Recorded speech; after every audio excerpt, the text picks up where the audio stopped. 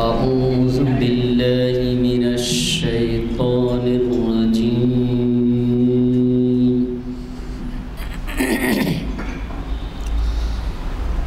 بسم الله الرحمن الرحيم.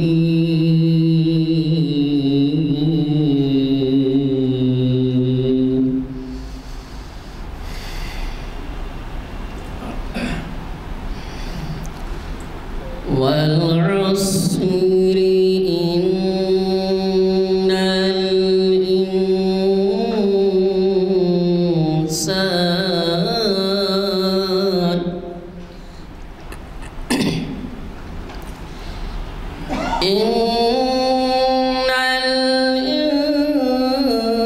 الإنسان لفي خسر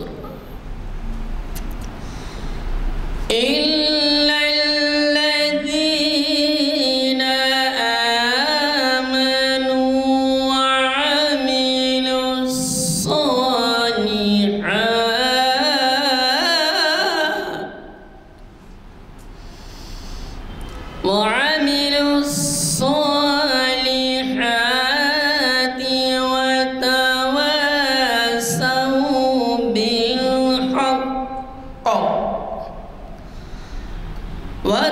وتواصوا بالحق وتواصوا بالصبر.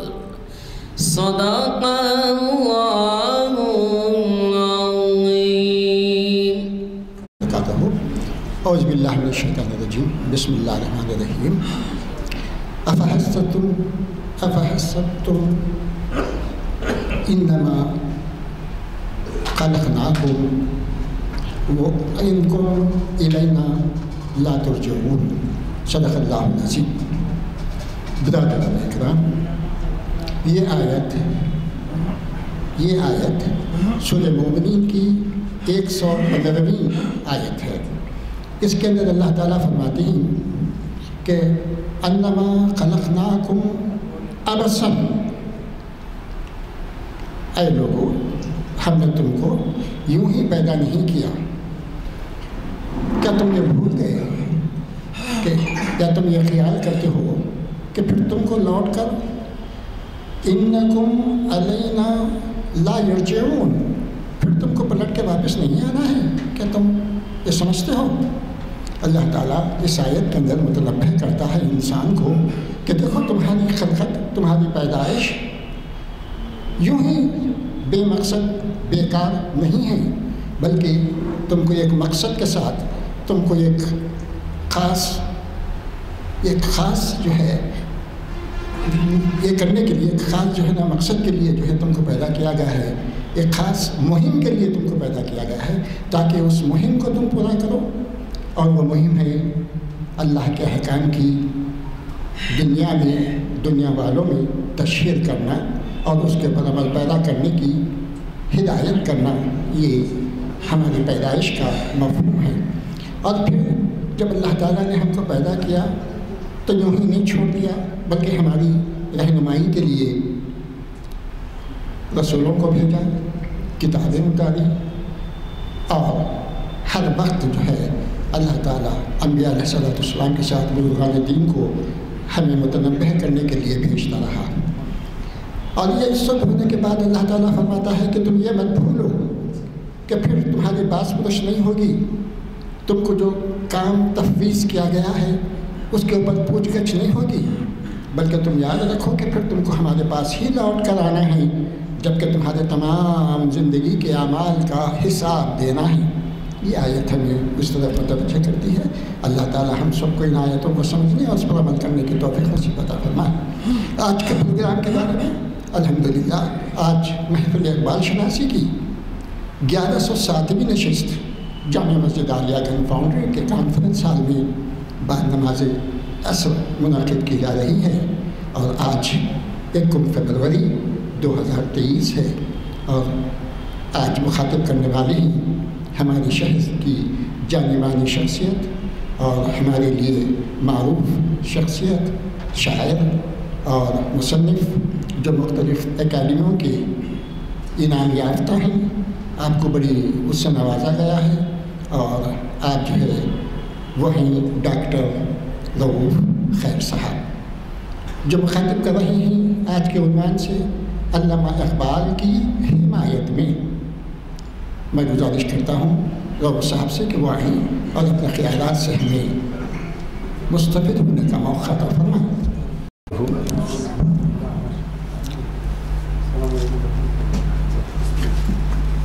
सुबहानल्लाहि व बिहम्दिही सुबहानल्लाहिल अज़ीम। रब्बि इश्रह ली सदरी व यस्सिर ली अमरी वहलुल उक़दतम मिन लिसानी यफ़क़हू क़ौली।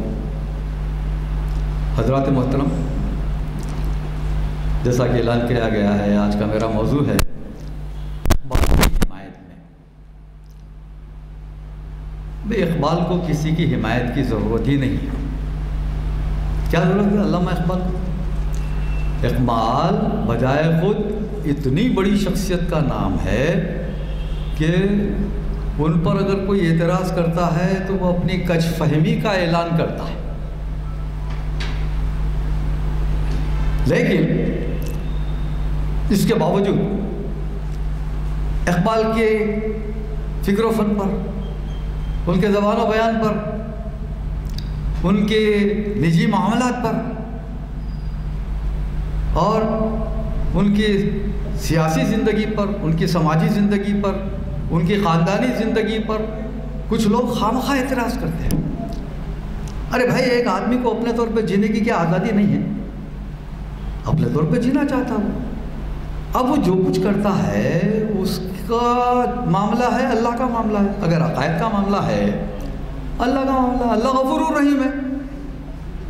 भाई हो सकता है अगर कोई किसी मामले में इक़बाल ने कोई बात कही होगी, बाद में तौबा कर ली होगी, तो भाई इक़बाल का मामला अल्लाह का मामला है। आप कौन उसमें दखल देने वाले और उसको उसकी गिरफ्त करने वाले? आपसे अब पूछा जाएगा कि भाई इक़बाल ने क्या किया था, गालिब ने क्या किया था, मीर ने क्या किया था, उनके अक़ायद कैसे थे, उनकी ज़िंदगी कैसी थी, आपसे पूछा जाएगा। आपको अपने तो यही मेरे मौजू का मकसद यही है कि एक साहब, अब इसमें मैंने जिक्र किया है कि अल्लामा इक़बाल शेर व अदब में हिमालय पहाड़ की तरह अज़ीम शान है। हिमालय पहाड़ की तरह की शख्सियत है इक़बाल की। गैर मुसत्तह ज़मीन के बाज़ बेहैसियत लंगड़े लूले उन पर चढ़ दौड़ने की कोशिश करते हैं तो हंसी आती है। मैंने क्या कहा? गैर मुसत्तह ज़मीन, क्योंकि इक़बाल को मैंने कहा पहाड़। अब गैर मुसत्तह ज़मीन के लंगड़े लूले अगर इक़बाल पर चढ़ दौड़ते हैं तो हंसी की बात है ना। अरे ये गैर मुसत्तह क्यों कहा मैंने? वो सोच समझ के एक एक लफ्ज़ इस्तेमाल करता हूँ तो सोच के इस्तेमाल करता हूँ। हैदराबाद दक्कन का इलाका सतह मुर्तफ़ा दक्कन कहलाता ना, सतह मुर्तफ़ा दक्कन। तो ये जो निज़ाम सरकार के ज़माने में ममालिक महरूस आली में कुछ ऐसे इलाके भी थे जैसे नांदेड़, परभनी, इधर गुलबर्गा, रायचूर, उस्मानाबाद वगैरह वगैरह, औरंगाबाद भी। तो ये ऐसे इलाके थे जो किसी ज़माने में ममालिक महरूसा में शामिल थे। बाद में लिसानी तक़सीम और वो फिर वो सियासी तक़सीम वगैरह की वजह से ये इलाके कुछ कर्नाटक में चले गए, कुछ महाराष्ट्र में चले गए। तो महाराष्ट्र के इलाके के एक ऐसे ही साहब जिनके बारे में मैंने ये जुमला लिखा है कि बेहैसियत लंगड़े लूले इक़बाल पर चढ़ दौड़ते हैं, तो बड़ी हंसी आती है। ईमान के बाद मुद्दई अल्लामा इक़बाल के ईमान व इस्लाम पर सवाल उठाते हैं, तो क्या अल्लाह ताला ने उन्हें खुदाई फौजदार मुकर्रर कर रखा है? अल्लाह ताला ने उन्हें खुदाई फौजदार मुकर्रर कर रखा है, ये अपने दावे ईमानी की खैर मनाएं। जाहिर है दूसरे के ईमान व आमाल के ताल्लुक़ से इनसे सवाल तो किया जाने वाला नहीं है। भाई हर शख्स को अपने बारे में सवालात के जवाब देने हैं। वो जो कुछ है वो मामला आपका अपना मामला है। आपने ज़िंदगी कैसे गुजारी, माल कहाँ से कमाया, कहाँ खर्च किया, जवानी कहाँ खर्च की, और ये सब चीज़ें आपके अपने बारे में।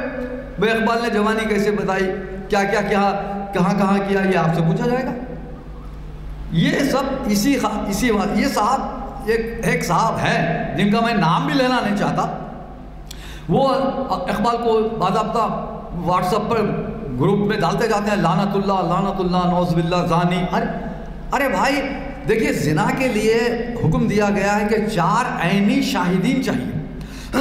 4 عینی شاہدین، 4 آدمی نے اس کو دیکھا ہو زنا کرتے ہوئے، تب اس کی گواہی، ان کی گواہی، 4 آدمیوں کی گواہی قبول ہوگی تو پھر اس کو سنسار کیا جائے گا، رجم کیا جائے گا، جو کچھ کیا جائے گا. اور اگر یہ آپ ثبوت پیش نہیں کر سکتے، عینی گواہ آپ نہیں ہیں، تو آپ کے خلاف ایکشن لیا جائے گا اسلامی حکومت میں کہ آپ کو درے مارے جائیں گے اور زندگی بھر آپ کی گواہی قبول نہیں کی جائے گی، زندگی بھر. یہ اصول ہے.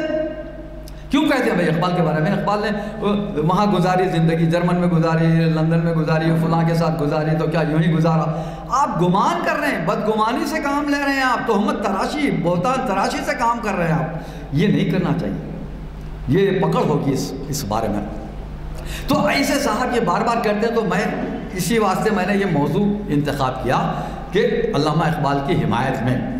تو یہ آپ کو خدائی فوجدار نہیں بنایا گیا، اور یہ ہے کہ ظاہر ہے دوسرے کے ایمان و عمل کے تعلق سے آپ سے سوال تو نہیں کیا جانے والا ہے. تو پھر اپنی فکر کرنے کے بجائے علامہ اقبال یا کسی دوسرے شخص کے تعلق سے کھوج کرنے یا تجسس میں پڑھنے کا کیا جواز رہ جاتا ہے؟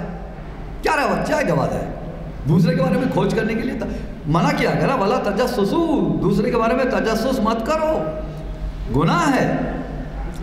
اقبال پر بھی لعن طعن کرنے والے جو لعن طعن کرتے ہیں، نعوذ باللہ لعنت اللہ کہتے ہیں، اور اگر وہ لعنت آپ ان پر نہیں پڑتی ہے تو وہ لعنت پلٹ کر لعنت بھیجنے والے پر آ جاتی ہے.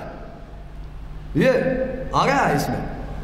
تو اسی واسطے بہتر ہے کہ کسی کو برا بھلا کہنے سے پہلے آپ سوچو. ایک عام محاورہ بھی ہے کہ آپ اگر کسی کی طرف ایک انگلی اٹھاتے ہیں تو باقی کے 3 انگلیاں آپ کی طرف اشارہ کرتی ہیں. بہرحال اچھا دیکھیے، اب علامہ اقبال کے اسلامی فکر پر، ان کے اسلامی جو کارنامے ہیں ان کو نظر انداز کرنا کیا زیبا دیتا ہے کسی کو؟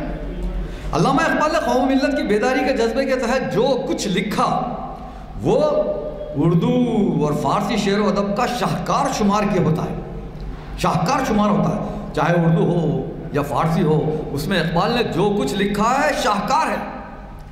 اقبال نے اس میدان میں جو بڑی لکیر کھینچ کر رکھ دی، اس کے مقابل کسی مدعی سخن کی لکیر ایک نقطہ ماحول سے بڑھ کر نہیں. اقبال نے اتنی بڑی لکیر کھینچی کہ اس کے مقابل کوئی تو پہلے تو جسارت نہیں کر سکتا کہ اس کے مقابل کوئی لکیر کھینچے، اور اگر لکیر کھینچتا ہے تو وہ ایک نقطہ موہوم کے برابر ہے اقبال کی لکیر کے مقابل. علامہ اقبال کے شخصی معاملات کو مارد بحث میں لانے کی کسی کو بھلا کیا ضرورت ہے؟ جیسے علامہ اقبال کی پیدائش 9 نومبر 1877 کو ہوئی، یہ اس پر جو ہے پوری ادبی دنیا کا اتفاق ہے. اگر کوئی 1873 عیسوی ہی کو ان کی پیدائش کا سال قرار دیتا ہے تو اس سے اقبال کی بڑائی اور بزرگی ہی ثابت ہوتی ہے نا. مطلب ہے کہ آپ نے 4 سال اس کی عمر بڑھا دی اقبال کی، تو اس میں خرابی کیا ہے؟ نہیں 77 غلط ہے، 73 صحیح ہے. ارے بھائی جب اقبال کے تعلق سے یہ طے ہو گیا ہے، پوری ادبی دنیا نے ان کے پورے معاملات طے کر کے لکھا کہ 9 نومبر 1877 ان کی طے. یہ کیوں کہنا چاہتے ہیں کہ اقبال کی پہلی شادی 1893 میں ہوئی، کریم بی بی سے ہوئی، تو اس وقت اس کریم بی بی کی عمر 19 سال تھی. اگر اس وقت اقبال کی عمر 16 سال کی بجائے 20 سال کے اقبال رہے ہوں تو معترض کی کس انا کی تسکین ہوتی ہے؟ بھئی 16 سال کے نہیں ہوں گے، 20 سال کے ہوں گے. اس زمانے میں ماں باپ اپنے بچوں کی شادیاں کم عمری میں کر دیا کرتے تھے، اور اگر لڑکی 1-2 سال بڑی ہے کوئی فرق نہیں پڑتا تھا. ایسا اکثر ہوا. آپ کو تو معلوم ہے نا، رسول اکرم صلی اللہ علیہ وسلم کی شادی ہوئی تو 25 سال کے آپ تھے، اور حضرت خدیجہ 40 سال کی تھی. دونوں میں تقریباً 15 سال کا فرق تھا. کیا فرق پڑتا ہے بھائی؟ کم سیاست سے کوئی فرق نہیں پڑتا. تو میں اگر یہ تحقیق کرتے ہیں کہ نہیں 1873 میں تھے 20 سال، ارے کیا ہے ہوں گے بھائی، چلیے کیا فرق پڑتا. میں یہی عرض کرنا چاہتا ہوں کہ آپ بیجا اعتراضات جو کر رہے ہیں یہ اقبال کی شان کے خلاف ہے.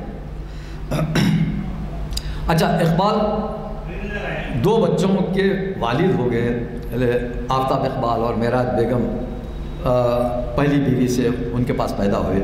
اس کے بعد وہ اس کے باوجود اقبال پہلی بیوی سے اور پہلی شادی سے مطمئن نہیں تھے، تو انہوں نے 1910 میں سردار بیگم سے اور 1913 میں مختار بیگم سے اور شادی کر لی۔ اس طرح 2 شادیاں اور کر لیں بھائی، ان کو اجازت ہے۔ ہاں، اگر آپ میں ہمت ہے آپ سنت پر عمل کر کے دکھائیے، 1 نے 4 کر لیجئے۔ آپ اقبال کی شادیوں پر، اور یہ صاحب یہ بھی بار بار اعتراض کرتے ہیں کہ اقبال نے اپنی بیویوں کا مہر نہیں دیا۔ ارے آپ موجود تھے، آپ کو معلوم، آپ کی گواہی میں مہر ادا کرنا چاہیے تھا کیا؟ ارے آپ اپنی بیوی کا مہر کتنا دیا، کب دیا، اس کی فکر کیجئے۔ آپ اقبال کی بیویوں کا مہر دیا نہیں دیا، اس پر باضابطہ سوال اٹھاتے جاتے ہیں۔ اسی واسطے میں یہ موضوع میں نے انتخاب کیا ہے کہ وہ خامخواہ جو ہے نا انہوں نے نہیں دیا۔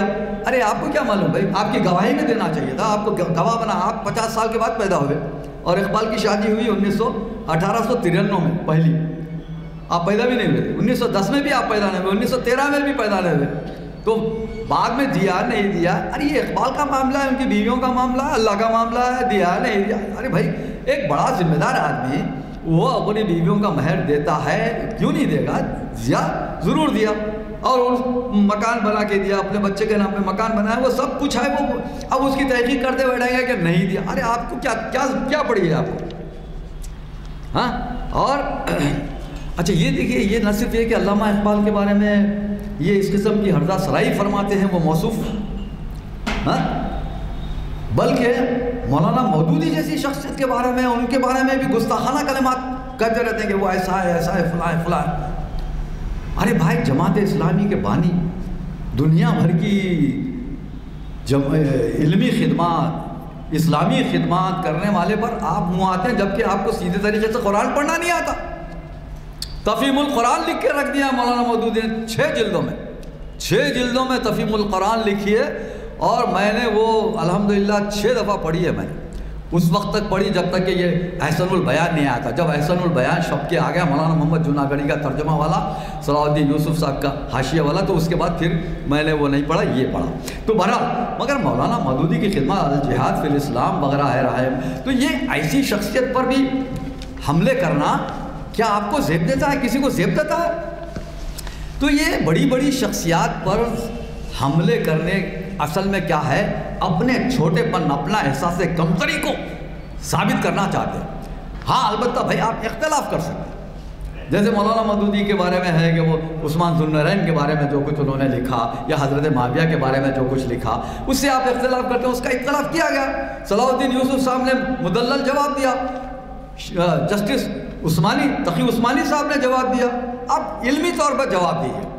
اور علامہ اقبال کے بارے میں بھی ان کی جو زبان و بیان کی خامیوں پر جبور رام جوش ملسیانی نے، جیسا کہ اس سے پہلے میں کہہ چکا ہوں، جو کچھ اعتراضات ہے اس کا جواب دیا گیا بڑے مدلل انداز میں۔ شمس الرحمن فاروقی نے جواب دیا، شمس بدایونی نے جواب دیا، اور بھی کئی لوگوں نے جواب دیا۔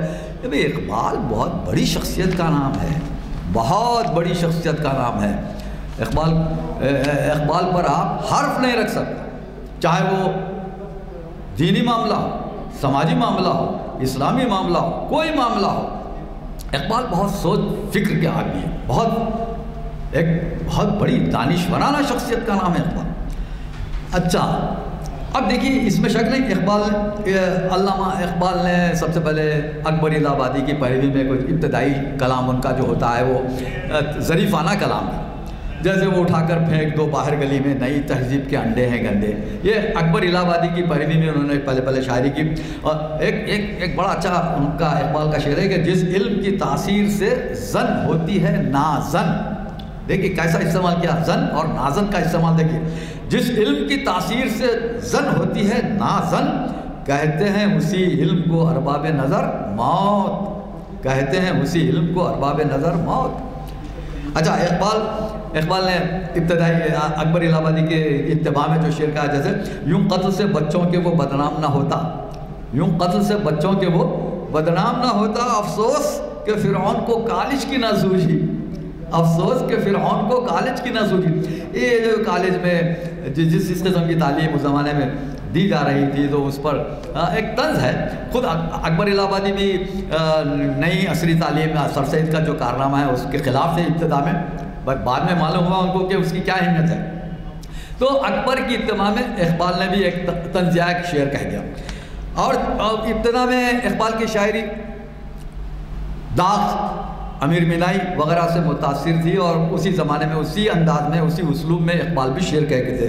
جیسے تعامل تو تھا ان کو آنے میں قاصد، مگر یہ بتا طرز انکار کیا تھی، اور بھری بزم میں اپنے عاشق کو تاڑا، تیری آنکھ مستی میں ہوشیار کیا تھی.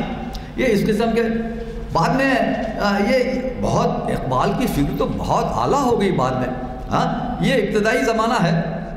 انوکھی وضع ہے سارے زمانے سے نرالے ہیں یہ عاشق، کون سی بستی کے یارب رہنے والے ہیں. یا پھر مشہور و معروف ترانہ ہے یہ سارے جہاں سے اچھا ہندوستان ہمارا، ہم بلبلیں ہیں اس کی، اور یہ گلستہ ہمارا، اس قسم کے. اور ایک دیکھیے ابتدا میں نیا شوالا بھی لکھی اقبال نے. آپ کو تو آپ جانتے ہی ہیں کہ سچ کہہ دوں اے برہمن گر تو برا نہ مانے، تیرے صنم قدوں کے بت ہو گئے پرانے، اپنوں سے بیر رکھنا تو نے بتوں سے سیکھا، جنگ و جدل سکھایا وائس کو بھی خدا نے. تو یہ ابتدائی زمانے کے کچھ اشعار ہیں. تو یہ سب گوارا. مگر جیسے ہی علامہ اقبال نے اسلامی فکر پیش کی، قوم و ملت میں زندگی کی اصلی روح پھونکنے کے لیے پیغمبرانہ اسلوب اختیار کیا، تو علامہ اقبال سب کی آنکھوں میں کھل گئے، وہاں سے کھلنے لگے. یعنی اسلامی فکر جہاں اقبال نے پیش کی لوگوں کو کھلنے لگی. بانگے درا، بال جبریل، ضرب کلیم کی نظمیں اور ارمغان حجاز کے خطات ایک اور ہی اقبال سے ہم کو ملاتے ہیں. اچھا وہ شکوہ، جواب شکوہ، دیکھیں کیسی نظمیں ہیں اقبال کی. اقبال کی اسلامی فکر پر حرف نہیں رکھا جا سکتا. میں اس بات یہ کہہ رہا ہوں کہ آپ اقبال کے اسلام اور ایمان پر سوال اٹھا رہے ہیں. ارے اقبال جس نے شکوہ جواب شکوہ لکھی، مسجد قرطبہ لکھی، ذوق و شوق لکھی، اور بال جبریل یا ضرب کلیم جیسا پورا مجموعہ دیا، تو ایسے شاعر کے بارے میں آپ یہ سمجھتے ہیں کہ یہ ان کا معاملہ ٹھیک نہیں تھا.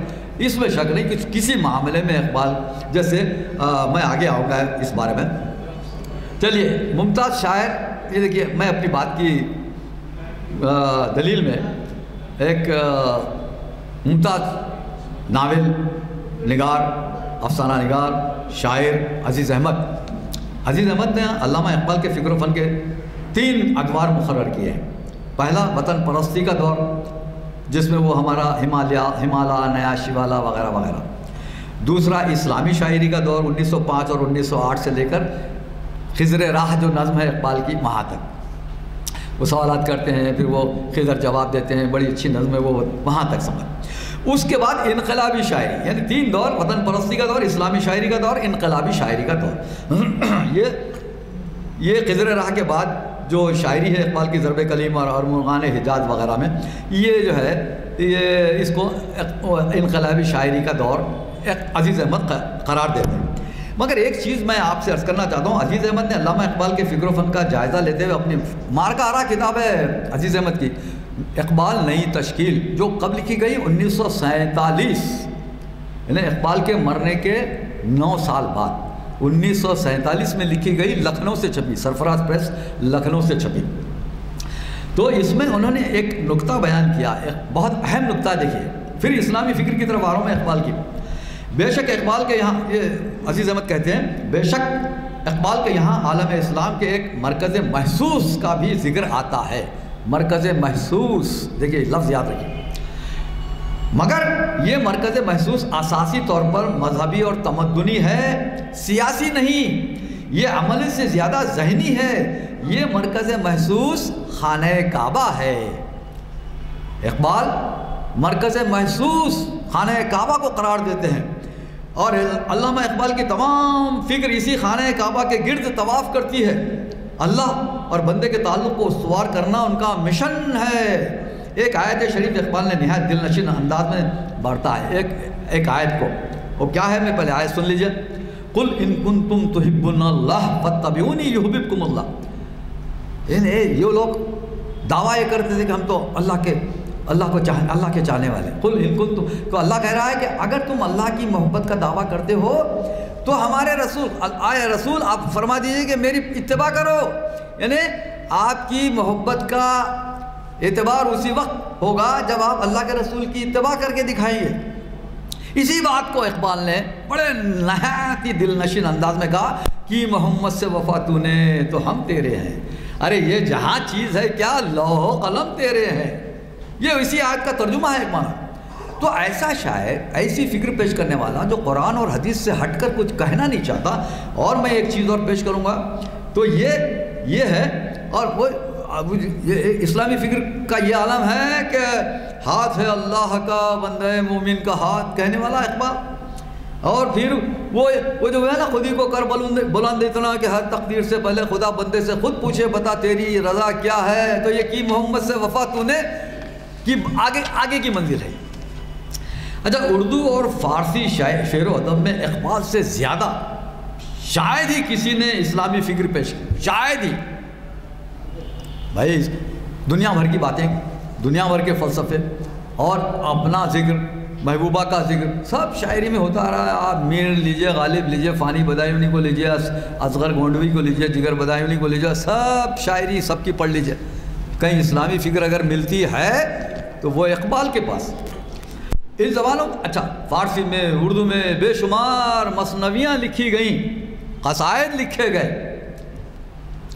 ذہنی تسکین اور مالی مفادات کے پیش نظر یہ سب کچھ خامہ فرسائی کی گئی۔ علامہ اقبال نے قوم و ملت میں جذبہ حریت اور اسلامی حمیت بیدار کرنے کے لیے جو نظمیں کہیں اور اشعار کہے، وہ علامہ اقبال کو بلا شبہ اسلامی فکر کا نمائندہ شاعر ثابت کرتے ہیں۔ میں یہ بتانا چاہوں گا، ایسے بے مثال شاعر کے فکر و فن پر سوال کھڑے کرنا اپنی کچھ فہمی کے اظہار کے سوا کچھ نہیں۔ اب آئیے ایک بہت اہم چیز کی طرف میں چلتا ہوں۔ 1915 میں اسرار خودی شائع ہوئی۔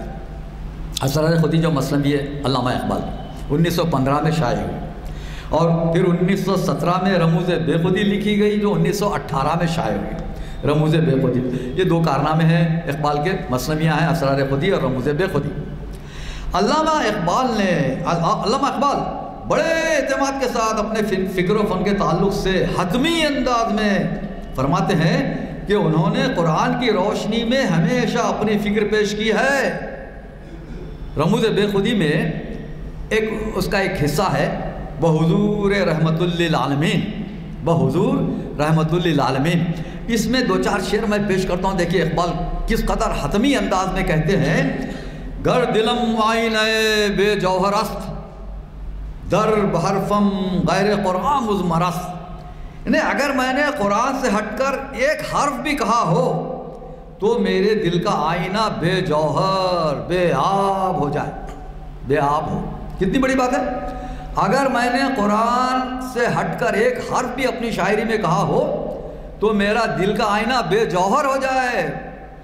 اور ایک اور شعر ہے، پردہ ناموس فکرم چاک کن، خیاباں راز خارم پاک کن، یعنی اگر ایسا کہا ہے تو میری فکر کا پردہ چاک کر دے اور اس چمنزار سے، اس گلشن سے مجھ جیسے کانٹے کو نکال پھینک۔ تن کن رختے حیات اندر برم، اہل ملت را نگہدار از شرم۔ دیکھیے کیا شعر کہہ رہا ہوں، تن کن رختے حیات اندر برم، اہل ملت را نگہدار از شرم، یعنی میرا جینا دوبھر کر دے اور ملت کو میرے شر سے محفوظ کر۔ یہ اہل ملت را نگہدار از شرم، شر میرے شر سے ملت کو محفوظ کر۔ اقبال اتنی بڑی بات کہہ رہے ہیں۔ اور سبز کشتے ماں بے سامانم کنن، سبز کشتے ماں بے سامانم مکن، بہرگیر از ابر نیسانم مکن، یعنی میرے انگور بے رس ہو جائیں اور میرے انگوروں میں میں کافور کی جگہ زہر گھول دے، میں ناب کی جگہ اس میں زہر گھول دے۔ اور ایک آخری شعر دیکھیے رموز بے خودی کا، کیا پیارا شعر ہے اس مثنوی کا، آخری نہیں ہے، اس میں اور بھی شعر ہے مگر میں یہیں ختم کر رہا ہوں اپنی بات کہ روز محشر خور و رسوا کن مرا، بے نصیب از بوسہ پاکن مرا، یعنی اگر میں نے قرآن سے ہٹ کر ایک لفظ بھی کہا ہے جیسا کہ پہلے شعر میں کہا گیا ہے تو مجھے روز محشر رسوا کر دے، خوار کر دے، ذلیل کر دے اور رسول اکرم صلی اللہ علیہ وسلم کے قدم بوسی سے محروم کر دے۔ اتنی بڑی بات اقبال کہہ رہے ہیں، کیا کہہ رہے ہیں؟ روز محشر خوار و رسوا کن مرا، از بے نصیب از بوسہ پاک کن مرا۔ اچھا اس کے بعد اتنی بڑی سوگند کھاتے ہوئے علامہ اقبال کہتے ہیں کہ اگر میری فکر غیر قرآنی ہو تو مجھے دنیا و آخرت میں رسوا کر دے۔ ایسے شاعر کو ہدف ملامت بنانا اپنی عاقبت خراب کر لینا ہے، اللہ اس جسارت بیجا سے محفوظ رکھے۔ آخری میں عرض کرتا ہوں، دیکھیے کہ علامہ اقبال کے والد نے ان سے کہا کہ قرآن مجید کی تلاوت اس طرح کرو گویا یہ تمہیں سے مخاطب ہے۔ چنانچہ اقبال کے دیرینہ خادم علی بخش نے بتایا کہ اقبال پر روزانہ کلام مجید کی تلاوت کرتے ہوئے رقت طاری ہو جاتی تھی اور ان کے آنسوؤں سے مصحف بھیگ جاتا تھا۔ قرآن مجید کی آیت کی تلاوت کے ثواب کے تعلق سے حدیث شریف میں آپ جانتے ہیں ایک حرف پر 10 نیکیاں ہیں، ایک حرف پر 10 نیکیاں ہیں۔ الف لام میم یہ 3 حرف نہیں ہیں، 3 حرف پر 10 نیکیوں کے حساب سے 30 نیکیاں ہیں۔ تو اگر آپ صرف الف لام میم پڑھتے ہیں تو 30 نیکیوں کے حقدار ہو گئے۔ آپ سوچئے، آپ پورے سورہ فاتحہ، سورہ بقرہ، یہ پورا پارہ یا کلام مجید کی جو صورتیں آپ پڑھتے ہیں روزانہ، اگر آپ 10 سورتیں پڑھتے ہیں تو آپ سوچیں کتنی نیکیاں آپ کے پلے میں پڑ جاتی ہیں۔ علامہ اقبال تہجد میں اٹھتے تھے، روزانہ گڑ گڑا کے اللہ سے رجوع ہوتے تھے، قرآن مجید کی تلاوت کرتے تھے اور قرآن سے مستنیر ہے ان کا پورا کلام، پورا قرآن سے استفادہ ہے۔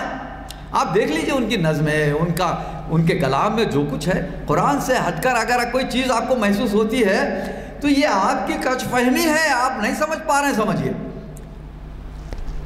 آپ وہاں تک نہیں پہنچ رہے۔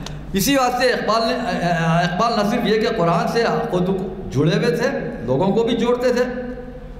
اقبال نے کہا گر تو می خواہی مسلمان زیستن نیست ممکن جز بقرآن زیستن، اگر تم مسلمان کی طرح زندگی گزارنا چاہتا ہے تو قرآن کے بغیر ممکن نہیں ہے۔ اور اسلاف کے بارے میں کہا کہ وہ زمانے میں معزز سے مسلمان ہو کر اور تم خوار ہوئے تاریک قرآن ہو کر۔ تو اب ہم کو یہ جائزہ لینا ہے کہ ہم کلام مجید سے کس قدر وابستہ ہیں، کہاں ہم کتنا پڑھتے ہیں، روزانہ کتنا پڑھتے ہیں، کتنا تدبر تفکر سے کام لیتے ہیں۔ یہ اپنے سوچنے کے لیے، اپنا جائزہ لینے کی ضرورت۔ علامہ اقبال کیا کرتے تھے مت سوچئے، ان کے فکر و فن پر، ان کے اسلام پر، ان کے ایمان پر آپ حرف مت رکھیے۔ اچھا آخری میں، اس سے پہلے میں نے اس سلسلے میں کچھ گفتگو کی تھی تو میں اب اس پر بھی آتا ہوں، آخری حصہ ہے میرا۔ جنت و دوزخ کے تعلق سے اقبال نے اپنے انگریزی خطبات پر مشتمل کتاب جو ہے نا reconstruction of religious thought in Islam, اس کے بارے میں اگر کچھ صوفیانہ انداز میں بہت مائلڈ انداز میں اقبال کی حمایت میں جا رہا ہوں، دیکھیے کہ اگر کچھ اقبال نے اگر کہا ہے کہ بھئی یہ جنت اور دوزخ جو ہے نا ایک مقامات کے بجائے کیفیات کا نام ہے، اقبال نے اگر اپنی انگریزی کتاب میں کہا ہے، چلیے وہ کتاب ان کی گواہ ہے، اس بات سے ہم مان لیں گے۔ بھئی اللہ غفور الرحیم ہے، اللہ ان کا ہاتھ پکڑ کے جنت دکھا دے گا، میاں یہ جنت واقعی ہے، میاں تم جس کے بارے میں کچھ شک و شبے میں تھے یہ لے لو، یہ جنت میں داخل۔ ارے اللہ کا ہاتھ پکڑنے والا کون ہے بھائی؟ اللہ نے کہا کہ میں سارے دوزخیوں کو جنت میں اور سارے جنتیوں کو دوزخ میں ڈال دوں، تو میرا ہاتھ پکڑنے والا کون ہے؟ اگر اقبال نے کچھ ایسی کوئی کوتاہی اقبال سے ہوئی بھی، اللہ غفور الرحیم، اللہ کا معاملہ ہے، اقبال کا معاملہ ہے۔ اقبال ان کو کل کے روز بتا دے سکتا ہے کہ بھائی یہ دیکھو واقعی چیز ہے بھائی، اور تم نے اسلامی فکر اتنی پیش کی، اتنی فکر بھی، اللہ اگر ان سے راضی ہو گیا، خوش ہو گیا، وہ نواز بھی سکتا ہے نا بھائی۔ آپ ان کو روکنے والے اللہ میاں کو روکنے، اللہ میاں کا ہاتھ پکڑنا ہے آپ کا، آپ کی ذمہ داری ہے، خدائی فوجدار ہیں آپ۔ تو میں یہ دیکھ رہا ہوں کہ اللہ رب العزت اگر اقبال کو بھی اپنی رحمت میں ڈھانک لے تو اس کی رحمت سے کیا بعید ہے۔ ہم تو ہر مسلمان کے لیے عموماً اور اقبال کے لیے خصوصاً دعا گو ہے کہ اللہ تعالیٰ ہم نے دنیا کی طرح آخرت میں بھی اعلیٰ مقامات سے سرفراز فرمائے. ربنا آتنا فی الدنیا حسنۃ وفی الآخرۃ حسنۃ وقنا عذاب النار. وآخر دعوانا ان الحمد للہ رب العالمین.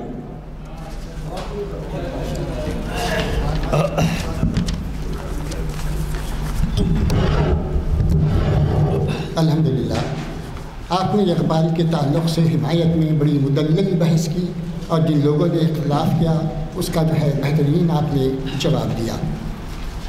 آپ نے سورہ نساء کی آیت جس کے اندر رجم کے احکامات آئے ہیں اس کا بھی حوالہ دیا کہ اگرچہ کوئی شخص اپنی بیوی پر یا کسی پر تہمت لگاتا ہے تو اس کو چاہیے کہ آئینی 4 شاہدین لے آئے اور اگر نہیں لاتے ہیں تو پھر اس پر حد نازل ہوگی، 80 کروڑوں کی سزا ہوگی. آپ نے قرآن کی اس آیت اور اس کی تفسیر میں یہ بات کہی.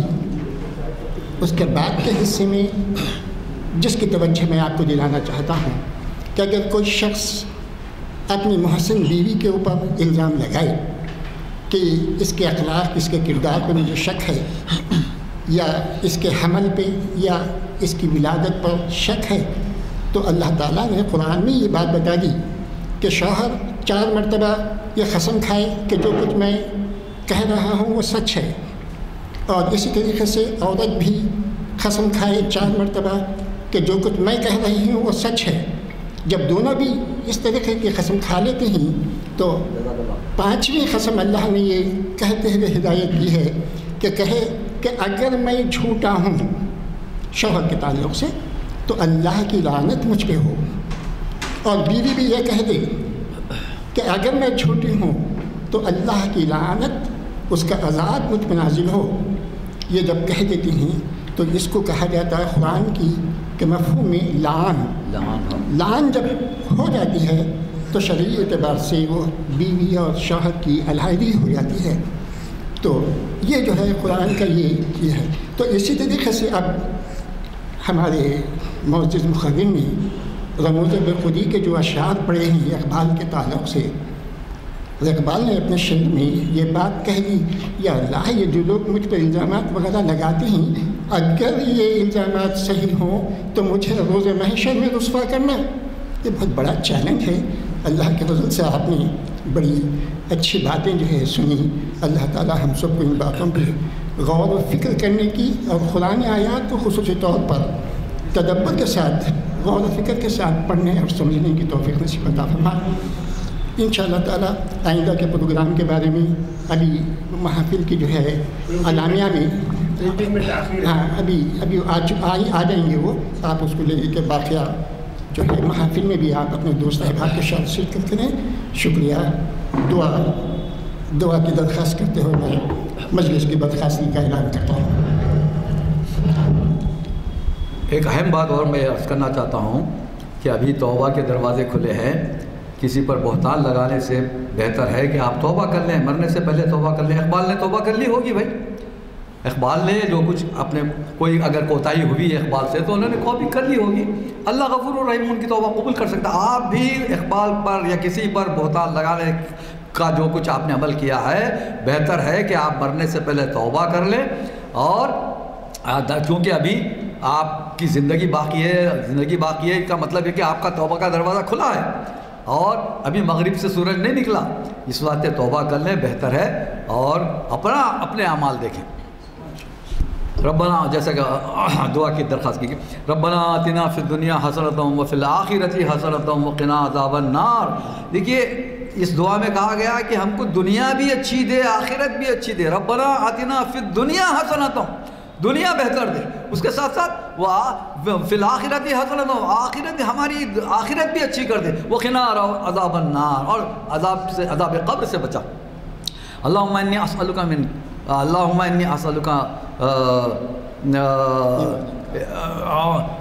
ربنا آتنا فی الدنیا حسنۃ وفی الآخرۃ حسنۃ وقنا عذاب النار. ربنا آتنا فی دنیا حسنۃ وفی الآخرۃ حسنۃ وقنا عذاب النار. یہ کافی ہے، یہ بہت بڑی دعا ہے. اللہم صلی علی محمد وعلی آل محمد کما صلیت علی ابراہیم وعلی آل ابراہیم انک حمید مجید. اللہم بارک علی محمد وعلی آل محمد کما بارکت علی ابراہیم وعلی آل ابراہیم انک حمید مجید. وآخر دعوانا